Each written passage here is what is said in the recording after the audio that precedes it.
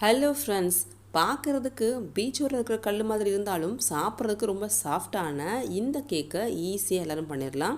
குறிப்பாக இதில் முட்டையோ பட்டரோ ஆயிலோ ஆட் பண்ணல. ஸோ இந்த ரெசிபி ரொம்பவே ஈஸி தான். Welcome to AVD kitchen. ஒரு பாத்திரத்தில் 3/4 கப் அளவு தயிர் எடுத்துக்கோங்க. இது புளிக்காத தயிர். அதே கப்பில் 3/4 கப் அளவு நார்மல் சுகர் எடுத்துக்கோங்க. ரெண்டையும் நல்லா பீட் பண்ணிங்கன்னா சுகர் வந்து கேர்ட்லேயே கரைஞ்சிரும்.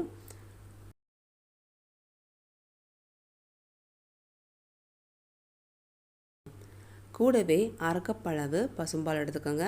இது வந்து காய்ச்சாத பால். நல்லா பீட் பண்ணிவிட்டு ஒரு 10 நிமிஷம் விட்டுடுங்க. சுகர் ப்ராப்பராக கரைஞ்சிரும்.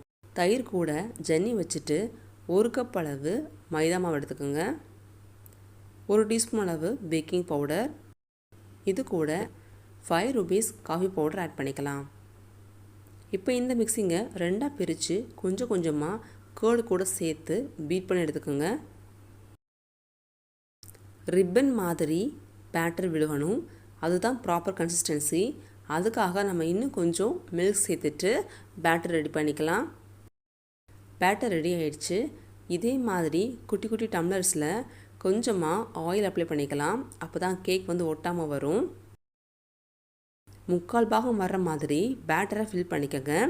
நீங்கள் பேட்டரை ஃபில் பண்ணும் போதே ஓடிஜி யூஸ் பண்ணுறதா இருந்தால் அதை ப்ரீஹீட் பண்ணிடணும்.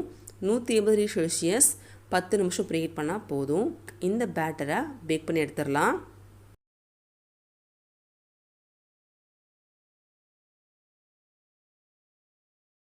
பேக் பண்ணுறதுக்கு 180 டெம்பரேச்சர் 25 மினிட்ஸ் ஆயிடுச்சு.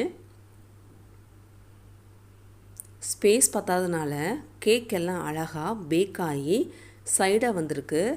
பார்க்குறதுக்கு இதுவும் ஸ்டைலாக அழகாக தாங்க இருக்குது.